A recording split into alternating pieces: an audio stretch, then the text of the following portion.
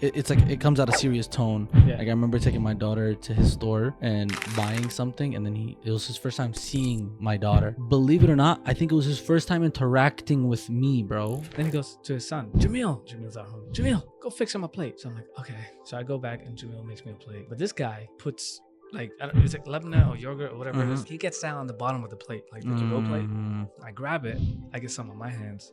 I'm walking out. Literally people swimming to make the waf. That's crazy. Because they didn't have like the whole proper, like, you know? Trainers. Yeah. And I just thought about that. I was like, subhanAllah. And then even now, like, you've been to Umrah, I've been to Umrah.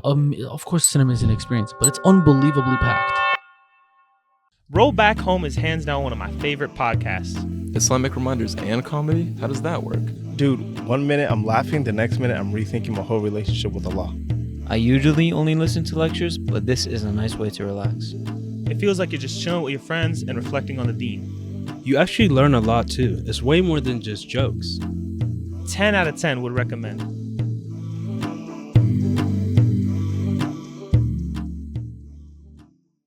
And we're back, ladies and gentlemen. Season 2, episode 5. How we do?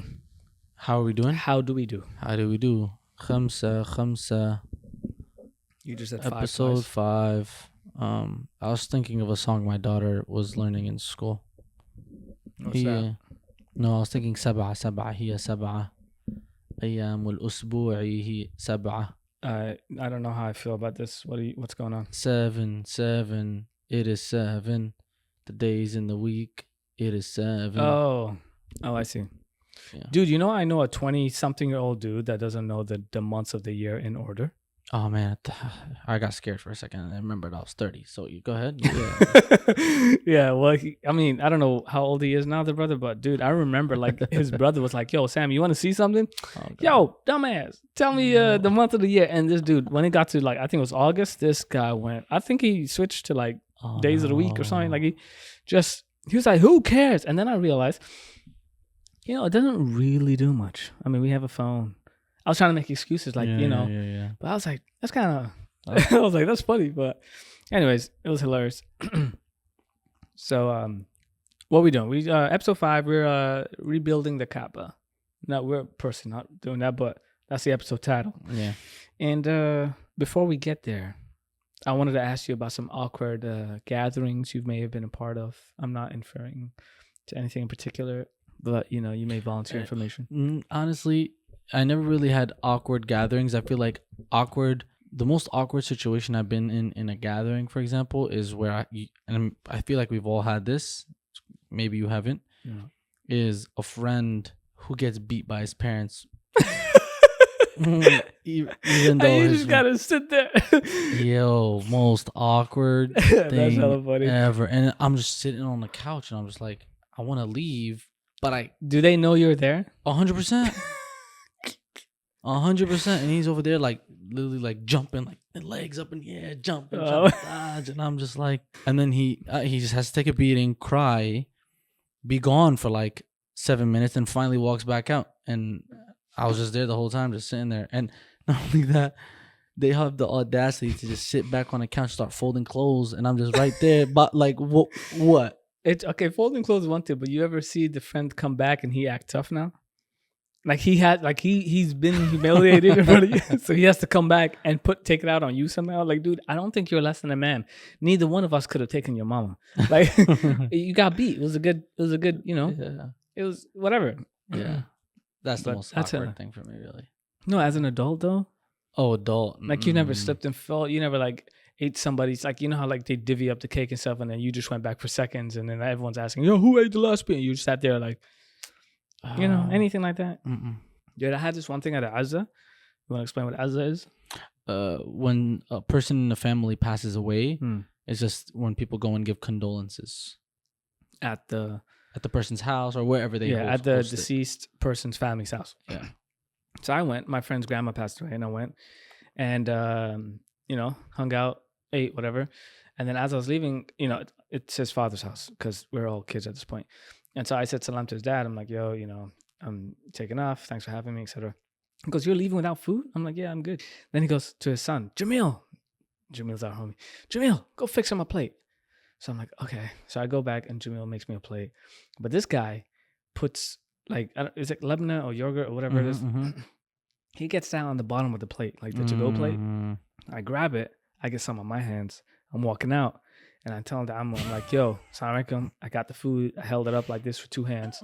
And then he goes in for the handshake and just grabs my hand and, got Lebanon now on his end. On his end, right? And so I'm just like looking at him. I'm like, I am so sorry. And he goes, no. She was old. She lived a good life, And he's talking about his mama. I'm talking about your hands right now. And then as I turn and I leave, wallahi, I look back and he's just like this. What the like trying to get it off. And that's just been like burnt into my memory. I was so embarrassed, like, oh my god. But I'm happy his dad is hilarious. Good people, amazing. He's one of those people who his sarcasm is serious. It's like it comes out of serious tone. Yeah. Like I remember taking my daughter to his store and buying something, and then it was his first time seeing my daughter. Believe it or not, I think it was his first time interacting with me, bro. Okay. What are you talking about? When you had a daughter? No, you knew him a long time. No. He didn't know me well like that, though. Oh. I never met his dad like that. Well, okay. And you grow up, he probably didn't even recognize me. His wife was in the store. She sees my daughter, and she's like, "Oh, look! Hey, this is hey bint Imran, whatever, right? Where's Imran?" So I come around the aisle, and then he sees me. He's like, "Hey, bintak, this is your daughter?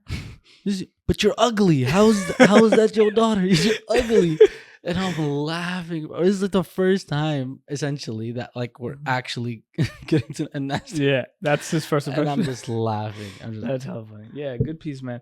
That was so funny to me. But yeah, I mean, I expected you to say like, "Oh, I farted one time in front of people, and I fell down," or I don't know. I don't know why. Honestly, I can't recollect a moment. It's even if I did, I forget I forget bad moments quickly. That's fair. This is cool. I get, disappointment up front. It's fine. You're just disappointing. Anyways, so let's get the episode started. So yeah, talk about the rebuilding of the Kaabah. So you want to get us started off here, or you want me to go? No, what? You go ahead. Okay. First, Kaabah was damaged by 2 things. You feel me? I remember now. Yeah. So you want to take over? Fire and flood. Yeah. And the fire, because back in the day, all the houses used to be very close to the Kaabah, so it was normal someone to be cooking something up near the Kaabah. And even like today, when you look at the Kaabah, there's a cloth on it, right? There's a covering. Yeah. And so there was still a covering of cloth on the Kaabah, and it caught fire, and so the Kaabah got damaged. It wasn't completely demolished, but it was damaged. And sometime after that, a massive flood came, and that really pretty much damaged the Kaabah to a very bad extent. Yeah. And it's said apparently that there's floods every 10 years. Something so even now, every approximately 10 years or so, Mecca floods. But obviously they have drainage systems now and all of those things. But yeah. By the way, just to set the scene. So the Prophet ﷺ at this point is 35 years old. Yeah. So we didn't get any stories for 10 years between the beginning of his marriage to Khadija up until this point. But we bear in mind that if, Allah preserved that which we need to know. So, yeah. Alhamdulillah. So, yeah. And then the flood happened. And, then came funny story where there was a news of a sale in Jeddah. Right. So there was this is funny to me because the idea of benefiting from other people's, what do you call it? Failures or what do you call it? Catastrophe. Catastrophe. Like something bad happens to somebody else and all of a sudden you got to come up, you know what I'm saying? Like a store going out of sale. Boom. That's not only come up on that, but remember how people just used to say, I used to be the manager at this place because Toys R Us closed down. So how are you going to figure it out? I was a store manager of Blockbuster. Okay, who you going to call for a reference? Yeah. You know what I mean?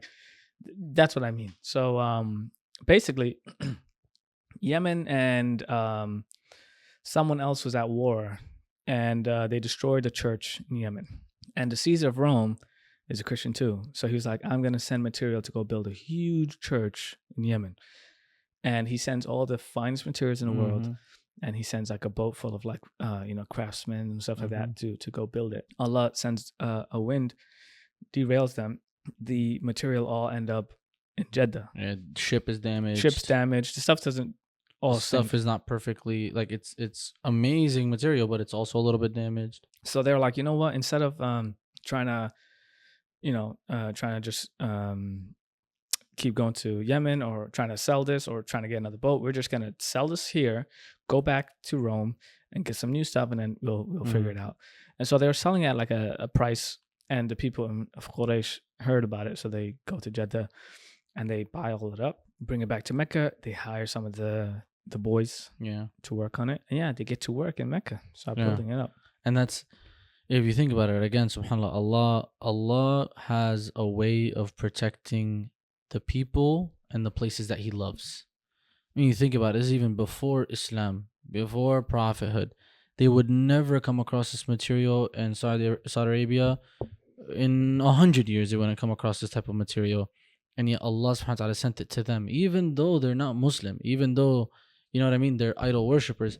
But Allah has a way of protecting the things and the people that He loves.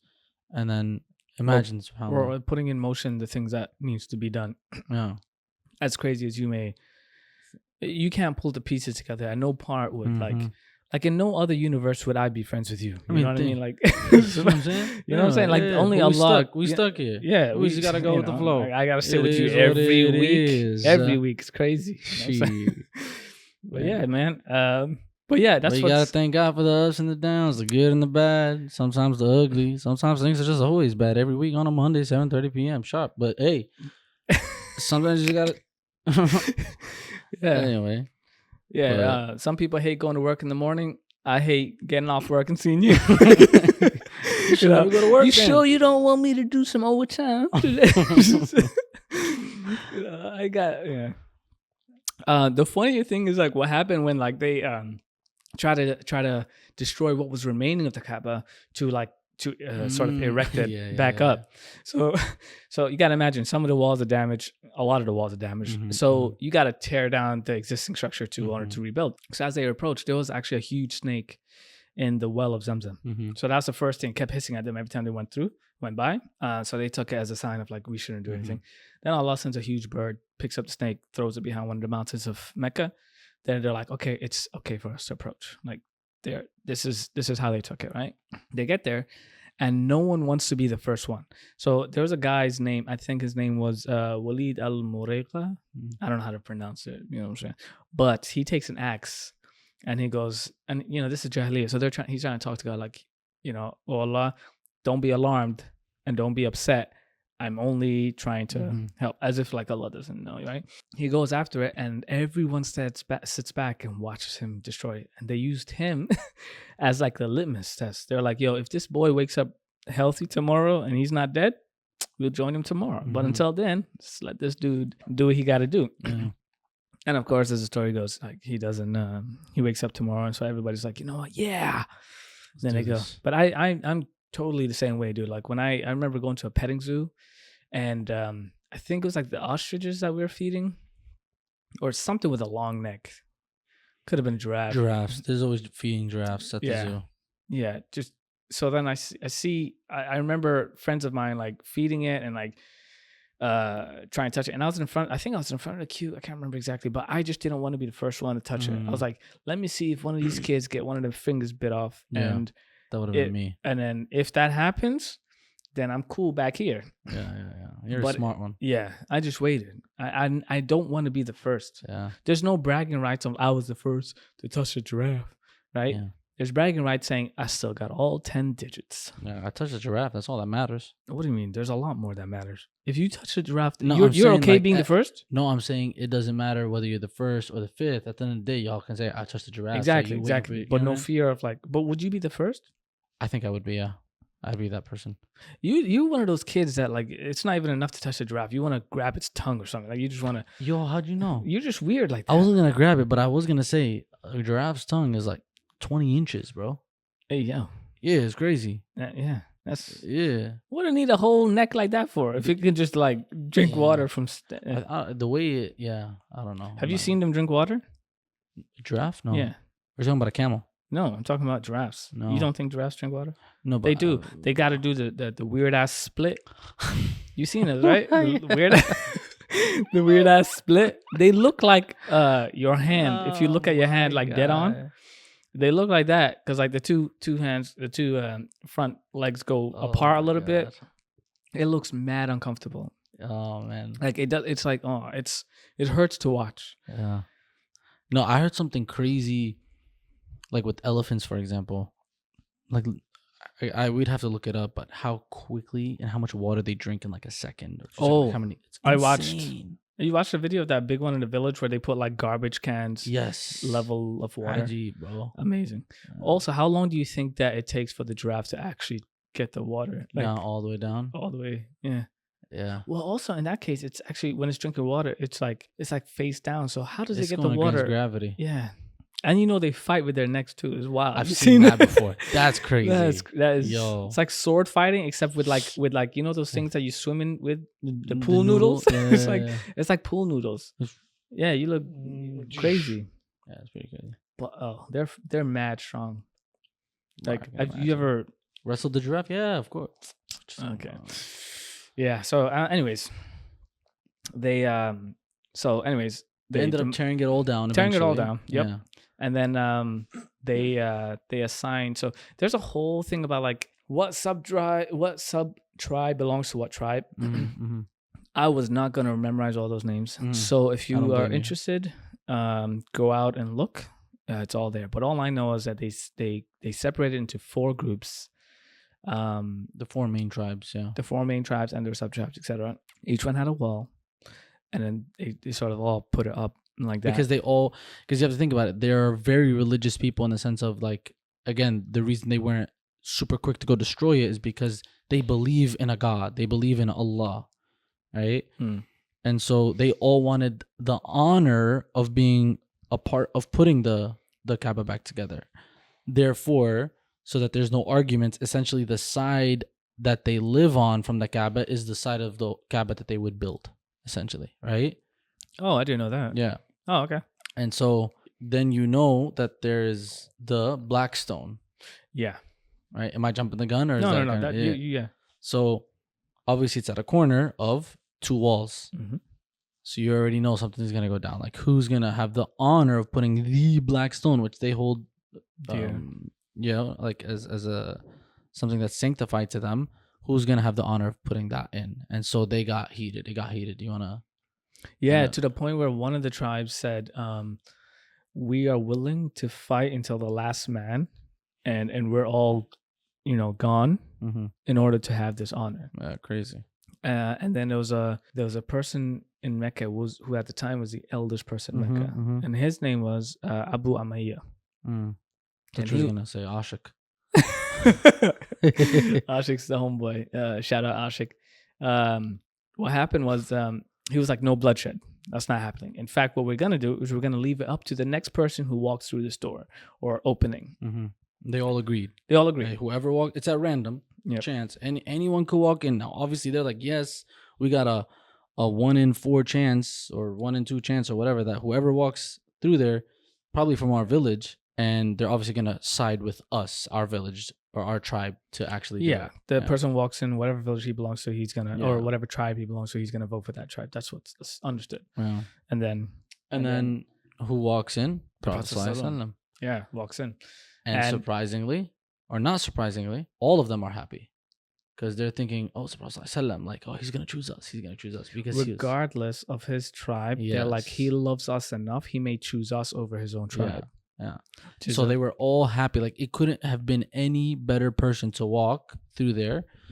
And Prophet ﷺ was the one who walked through, and they were all happy and pleased, with him being that person to make that decision. Yeah. And so what ended up happening?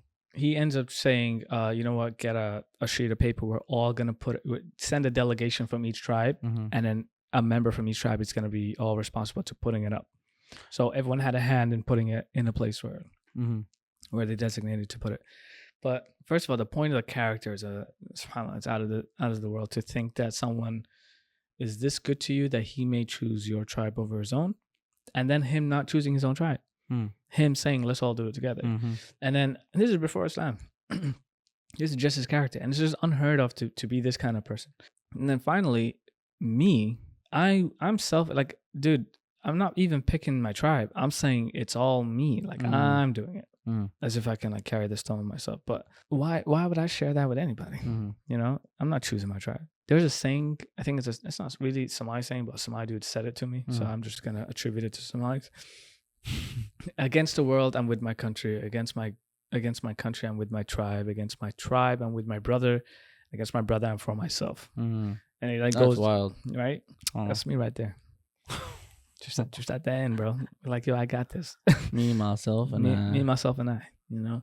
But yes, subhanAllah, that's what ended up happening. And they end up, when they reconstructed it a little bit differently than what it originally was when Ibrahim alayhi salam first put it up. Yeah. 4 major changes. You want to take it away? No, I'll just mention one, how it was a rectangle before, Crazy. but they didn't have enough material. Crazy. What? I just never bro. When I first read that Oh, the Kaabah used to be a rectangle, Mm-mm. what? Yeah, kind of weird to get it's that just image so in your weird head, to get that image in my head Yeah. that they had a rectangle. I was just And like, that's why now when people go and they do Umrah, they do Hajj, they're going around that little semicircle area, right? which makes up for the rectangle, Exactly. where the rectangle would be. So they're still circumbobulating. So the I think entire- I searched this word of circumbobulating. I think you are Oh, correct. I think I was right. It's just a Alhamdulillah. funny word. It's It is. circumbobulate. Right now, I was like, eh. Yeah, to throw that in as if it's like regular English. That isn't. Yeah. But anyways, so that's the first thing. The shape of it changed. Mhm. The height of it Mm-hmm. changed. So they went from rectangle to square because the lack of materials. The height used to be about 15 feet. They used to say that if you were on camelback, you were at like Mhm. eye level with it at the top of it, and then it doubled. It was like 30 feet or something, and then now it's almost like Yeah. Now it's 70, 100 feet. I don't know how tall it is. Third, what was the third change? I don't recall. Fourth change, I remember. Actually, let me look up the third one. Oh yeah, the third change is that, you know how the Kaaba door is like in the center.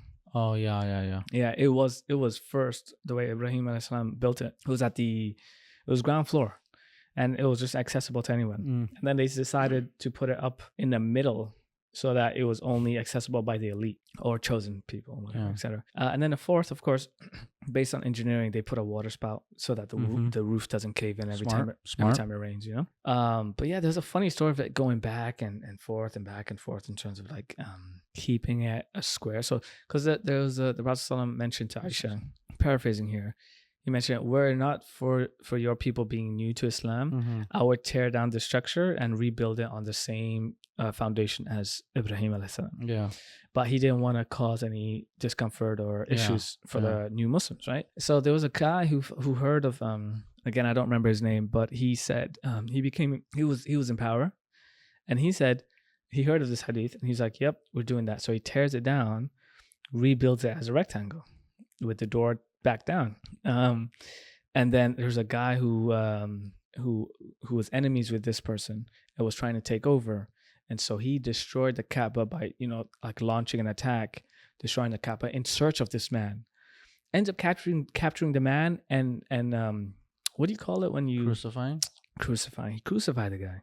And then he tears it down and builds it back to what it is, the square structure with the door in the middle. And it's subhanAllah, like, I don't know how many years go by, but there was a student or a man in the time of Imam Malik saying, shouldn't we, sort of go by this original hadith of making it a rectangle and putting the door down like the Prophet ﷺ said he would do? And Imam Malik was like, no. And the reason he said no was because I don't want people or kings to keep playing with the Kaaba, like, just based on their own whims and desires. Yeah. And this is what like they call fiqh. It's like the understanding of like what not to do, the sanctity of the house. The wisdom. Going back and forth. But there was a lot of symbolisms that came from the whole destruction. There was a whole list of it, but the main takeaway I saw was kind of the destruction of the original Kaaba was the destruction of the deen that Ibrahim alayhi salam came with, and it was rebuilt as the Prophet ﷺ came back, became a prophet. But yeah, that's kind of what I read from the story of the rebuilding of the Kaaba, bro. One thing I wanted to kind of point out, we talked about a little bit earlier, was the aspect of the flooding and how the Kaaba was damaged. Have you ever seen photos of the Kaaba, like black and white photos? Have you ever like Googled how they looked? Yeah. Do you remember? I remember it just being super busy, like everything around it. Oh, there was one time where there was water, like everywhere. Yeah. Literally, people swimming to make the waf That's crazy. because they didn't have like the whole proper like Drainage system. Yeah. And I just thought about that. I was like, subhanallah. And then even now, like you've been to Umrah, I've been to Umrah. It's of course it's an amazing experience, but it's unbelievably packed. And I look back, forget like the black and white photos. If I just ask my older brother or my mom or my dad when they went there and how it was easy to just go touch the black stone. You remember trying to touch the black stone? I didn't even try. You didn't even attempt. Huh? I didn't even attempt. Bro, it was just like, why? Why lose my Umrah? Right? Yeah. Like it's I'm literally, insane. there's fights, there's push. I'm like, Dude, that's the whole reason I came here. I Was barely made it out, dude. To me, what's the craziest in that experience? Like I can sit here and talk like 10, 15 minutes just around trying to touch Blackstone. But one thing that drove me nuts is they can't even control the traffic. The reason there's such a jam by the Black Stone is you have people literally coming in the opposite side trying to touch the Black Stone. Oh, against the current of people. Right. That's one aspect. Two, this was wild to me. So beyond me. I literally see men, whether they're brothers of this lady that's in front of them or husbands in most cases, literally pushing them through to get to the Black Stone. Pushing Their their wives. Yeah, literally. Like using them as like like because they also want to touch the Black Stone, right? Yeah. But like, bro, like, come on. I cannot. Can you see yourself doing that? Pushing my wife into a bunch of people trying to get to a stone? No. Yeah. What are you talking about? It's crazy, right? That's insane. Yeah. And I see a guy grabbing his wife by the head and like trying to push it closer to the Black Stone, and I'm like, maybe he's doing it for her. Maybe he already touched even it. if I'm joking. I'm like, bro, where's the like the ghira, like the aspect of like guys all up on your wife? This isn't like a place like it was. Yeah, I'm completely joking, but that was funny. I even saw babies, bro. Like a baby that's like, tiny baby. Some like it looked like you trying to sacrifice this baby, bro. Like you just holding it up high, like you want the baby's like toe to touch it, and somehow this kid's gonna grow up to be bro. What are you doing? I remember even Sheikh Yasser was next to us, and he was like, "Get that baby out of here!" No way. Yeah, That's funny. he was telling the guy like, "Get your," because dude, subhanallah, the amount of like the crushing force. Oh, it's if you have your baby to your chest, that baby is could definitely suffocate. Definitely suffocate. Break dude. a rib or anything, bro. This is like when I'm talking baby, I'm not talking a year old. I'm talking younger. 4 or 5 months, Wow. bro. I'm like, what? First of all, how do you even get here with this baby? How you get past the rest? Like, it's insane to me. So one thing that I didn't expect going around the Kaabah, right, the first time, was how at the bottom of the Kaabah it's not flat. There's a little indent that comes out. What? There's a little like slant that comes out of the bottom of the Kaabah. Do you remember? No. Like no. So when you think you're about to reach the Kaabah, there's like this much distance between you and the Kaabah at the bottom. Oh. So it's almost like you're tripping over it. You're falling into it. Yes. Yeah. Okay. So I got to that point trying to get to the Black Stone on that wall. And there's an old man literally can't get up. Right? And I'm being crushed. Wallahi, I can barely keep myself, because again, I'm being pushed into the Kaabah, but there's like a little weird gap. Yeah. So it's like I'm on a slant. Sorry, like I'm trying to act it out, but it's almost like you're bound to fall if you really can't hold yourself up. And Miskeen fell, and I'm like, I can barely bear the pressure that's on me, and I'm like, how is this person like surviving right now? Literally. And so you have some people notice, and they're trying to make space, help him get up. I'm trying to get the guard's attention to be like, yo, this guy's about to die essentially. And then I think his wife was there too. So old man, old woman, and I'm like, what y'all doing here right now, man? Yeah. Yeah, dude, I heard this. And that guard is just chilling. Do you see where he sits? He sits, and he has like an arm, it's almost like a seat belt. It's a seat belt that holds him connected to the Kaabah. But there's also a marble thing there. Oh, like a seat? Yeah. Oh, he's actually protected.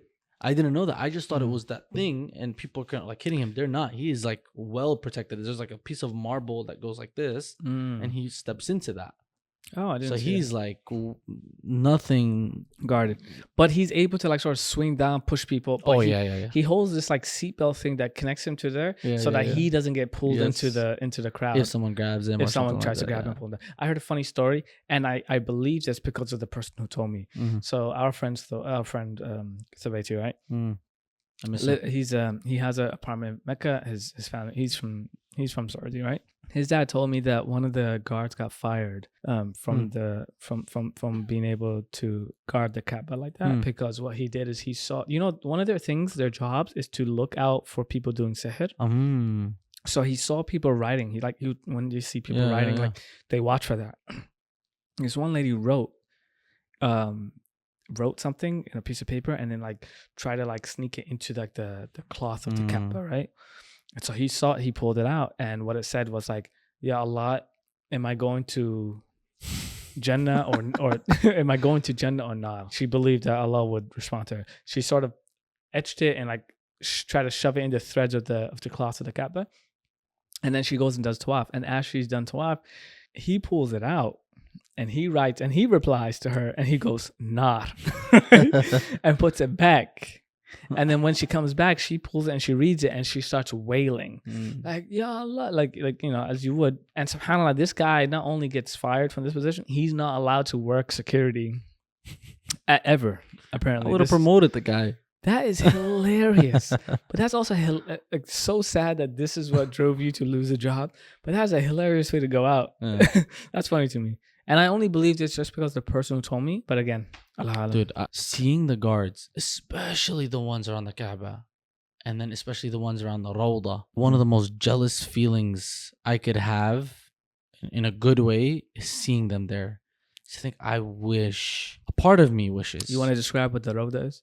The Rawda is, it's in Medina, in the Masjid of the Prophet ﷺ, and it's the section between the Prophet ﷺ's mimbar, which is where he used to give the khutbahs, the sermon, and his house. And yeah, it's considered like a piece of Jannah on earth.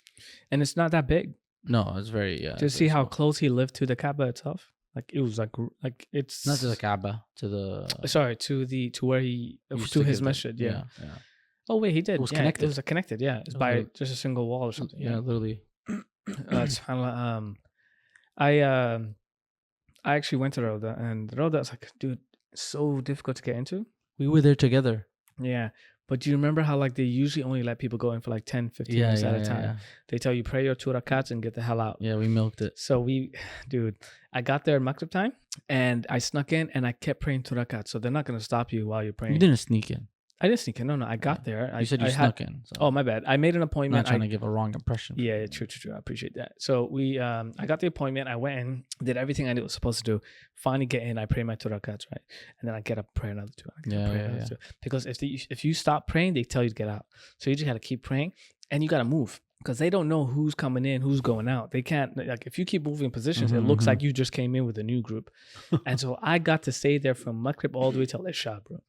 I prayed Isha in the Rawda too. Yeah. No, And then, go ahead. quick, the muwaddin came down, and some kid wanted to take a photo with him. He took a photo with him, and I instinctively just stuck my hand out.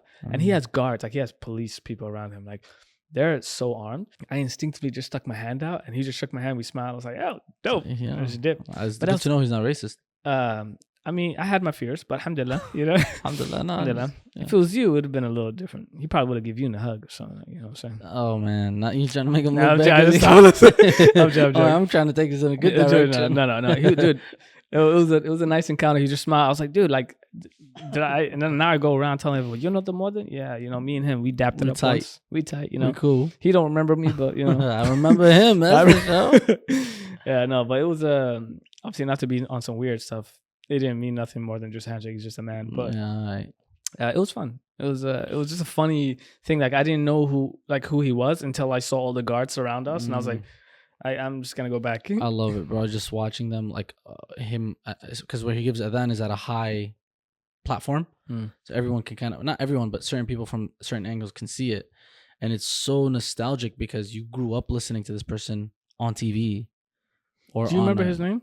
No, just It's not the person. Oh, it's like the It's the camera angle of where you saw on TV growing up. Yes. Oh, I see. No, and the sound, right? Like the Medina adhan has a specific certain sound. So does Mecca.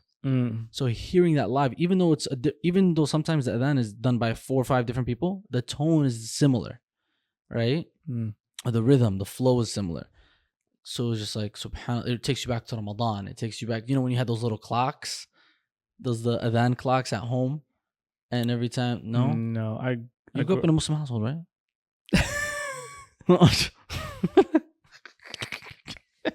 So I thought I was. I also grew up in the Middle East. We just walked outside to hear it. That's true, that's So true, yeah. I just thought I was discovering a new side. That's hella funny. But okay. But no, my experience in the Rawda, Mm. I walked in behind you, right? Or around the same time, I believe. But I didn't know this. You would think the Rawda is this whole entire section. But if you are behind a certain point, you're out of the Rawda. It's within the vicinity, you're out of it. Yeah. I didn't know that. Mm. But I was hanging out in the back by the pillars. Me too. There were like, they call them like the sheikhs. You know, like the people who are dressed up in like the proper thobe, the proper agal, on the wrap on their head. Mm. I'll tell you. This is how you know they're important. What do you mean you call them sheikhs? Don't think people call them sheikhs like back in the Oh, you mean just like Khalij the rich guys? Yeah. Oh, that's what you meant. Okay, Yeah. okay. So they're probably sheikhs, or they're probably from like, again, noble families, right? There's still that concept of having noble families back there, right? And there's a respect to the lineage that they keep holding tightly. And the guy's just drinking coffee, tamar, and then he told me, he's like, by the way, this isn't the part of the Rawda. It's like you need to go past that point.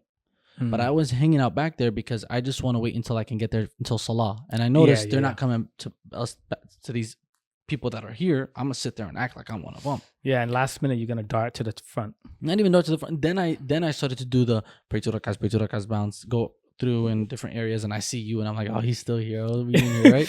Yeah, I remember Kiblock seeing you, and we just be like, yeah, we're here. And then this is how you know that guy was important. No one said anything. Iqama, he just walks to the first row. After everybody's lined up, they make room for this man. And he just sits in the first row. Just praises Salah. And I'm like, man's got to like that. Yeah, respect. Can you imagine? SubhanAllah, everybody, you have people from around the world.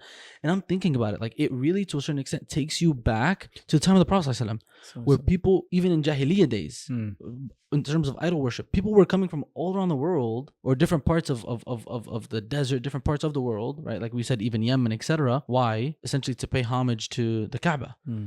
And that's happening now, right? So the people of Mecca, the people of now, in this case, Medina, that we're talking about, are essentially witnessing all of these people that are like amazed by this. And then you're looking at this man, and he's seeing millions upon millions of people that are just can't wait, and they're fighting to pray in this area. And they spend their last hour trying to get there. No, and yeah.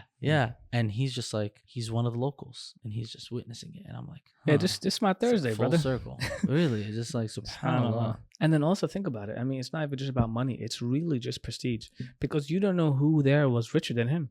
Yeah, 100%. But the guards don't know that. Yeah, they're just gonna say get out. But this specific guy comes from a specific family, and so that just gives him his privilege. SubhanAllah, Allah gives whom He will. You know. Yeah, it's amazing though. Amazing. Okay, so yeah, SubhanAllah, that was great, man. I really wanna, may Allah invite us back to his house. I mean, hundreds of more times. Trying to Hajj. You have plans for Hajj? No, like in the sense of genuinely from like a financial sense. Like I can't even begin to. It's expensive. Forecast when that's gonna be, bro. It's like what, 20K, 15 to 20K for Hajj. I'm trying to get out of debt. 20K? I thought it was like 12. No, from here, at least California. No. Oh damn. I haven't. I think the lowest package I heard was 14. Oof. Yeah, that's tough. Yeah. No, man, Allah make it easy for us, man. But yeah, man, inshallah, we get invited to the house, and you know, sometimes, I mean, dude, there's stories of people who go there for free. Someone just sponsors them. This is true. You saw the guy in the village. A big drone like fell on his house, and he like bought it in or took care of it or something. Like he put it there, waiting for the people who own it to come collect it. And then he made a joke. He's like, "Would this take me to Hajj?" And then someone who saw this story sponsored to take him to Hajj. SubhanAllah. And he was like, if you looked at his house, it's one of those like in the village, like middle of nowhere.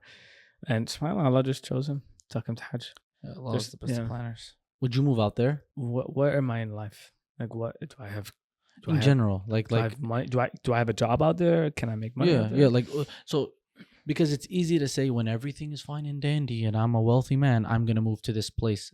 It's a different thing to say my goal is to go there, therefore the decisions I make are going to be around getting to this destination. Does that make sense? Yeah, I don't know if I'm just being honest, I don't know if that's ever been like my thing, like to actually decide to live in Medina. Yeah. I think I want the opportunity to do that. I want to experience it, and maybe Also, how do you raise a family? Like, I'm talking kids wise. yeah. Like access to What? schools and. I mean, Thobes is there, for example. He's in Mecca, right? But it's like no, it's- he's not in Mecca. He's in Riyadh. Our friend. That's true. Thob, That's true. he's from Taif. He has an apartment in Mecca, so when he goes, he gives it to people. Mail over to him. Yeah. They have a spot out there. But no, he doesn't live in Medina because it's difficult. Because there's no jobs out there. But if there's no jobs, there's probably no schools. Again, I'm talking inexperienced, not even thinking of searching anything up. Yeah. I would assume that even if you did school, you could just sort of drive out to whatever place and then like still have a place in Medina. But yeah, long story short, like I'm Life would be different. Life But that would be scares really me. different. I think a part of me, like when you're there, you're like, oh, I want to live here. I want to live here. I want to move here. It's so peaceful. This is amazing. And then there's almost like this weird attraction to the chaos that we have here in America. Chaos meaning like the hustle. bustle. Yeah, like everything that's happening, the friendships, the podcast, this. It's not to say that can't happen out there. I'm sure, bro, people are living their life out there. Like there's people who they're hanging out with their friends. They're going to the desert. They're doing 100%. all these things. Yeah. But the experience that we experienced was just Medina, just the masjid, and it's almost. I don't think that can be my life, right?